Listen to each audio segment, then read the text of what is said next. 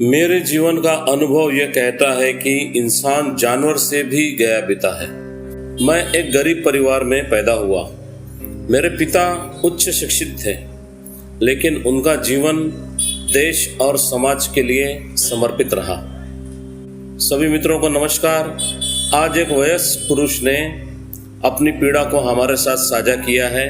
वह चाहते हैं कि उनकी अपनी कहानी समाज तक पहुंचे ताकि समाज में जागरूकता पैदा हो सके, और इसी काम के लिए हमने चैनल बनाया है। तो सभी दर्शकों को आमंत्रित करता हूं कि आइए हम सब मिलकर एक नए समाज का निर्माण करें, जहां सभी एक दूसरे को सहयोग करें और खुद भी सहयोग पाएं। तो इस बुजुर्ग की पीड़ा को जानने की कोशिश करते हैं।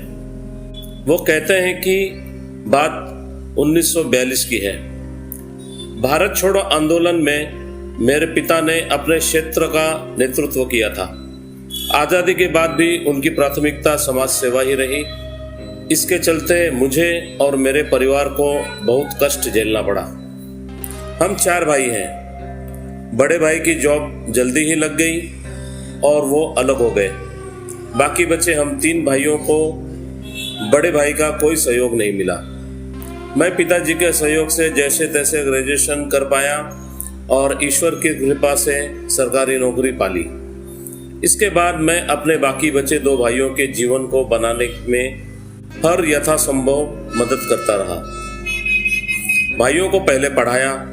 मार्गदर्शन और मदद करने के बावजूद सबसे छोटा भाई कुछ नहीं कर पाया। दोनों भाइयों के बच्चों को अपने पास बरसों रखकर उनकी शिक्षा, दीक्षा और पालन पोषण किया। फिर उनको जॉब हासिल करने में मदद की। मेरे पास रहकर भाइयों के बच्चे पढ़ते गए और जॉब प्राप्त करने के बाद निकलते गए। लेकिन बाद में यही बच्चे मुझे तरह तरह से ब्लेम करने लगे।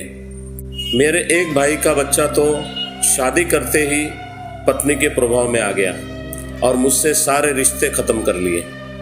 जिन बच्चों को मैंने अपने पास रखकर 10-10 साल तक पढ़ाया, जॉब हासिल कराया, वो अब मुझसे बात भी नहीं करते, मेरा कोई सम्मान नहीं करते। अब हालत इतने खराब हैं कि दोनों भाइयों के उन बच्चों में एक ग्रुप बना हुआ है। आज मेरे खिलाफ वो तरह तरह के काम करते रहते हैं। उस ग्रुप के लीडर मेरे भाई की वही बहू है जिसने आते ही सबको अलग अलग करना शुरू कर दिया था। ईश्वर की कृपा से मुझे कोई कमी नहीं है, किंतु उन बच्चों का व्यवहार मुझे बहुत पीड़ा देता है। आदमी एक कुत्ते को पालता है तो वो भी वफादार होता है, लेकिन मनुष्य तो उससे भी गया गुजरा है।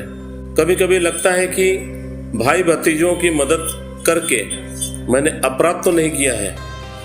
तो दर्शकों, यह सच्चाई है जो हमारे इर्द गिर्द हमें देखने को अक्सर मिल जाती है। और आपके अनुभव क्या कहते हैं, हमें कमेंट में बताइए।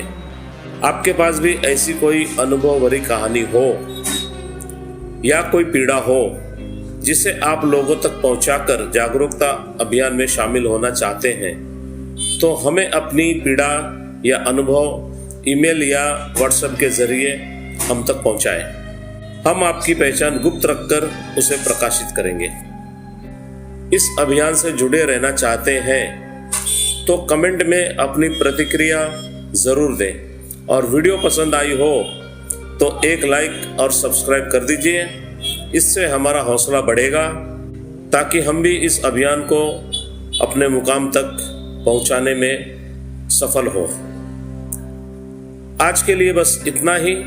मिलते हैं अगली वीडियो में। और अभी तक इस वीडियो में हमारा साथ देने के लिए आप सभी का बहुत बहुत धन्यवाद।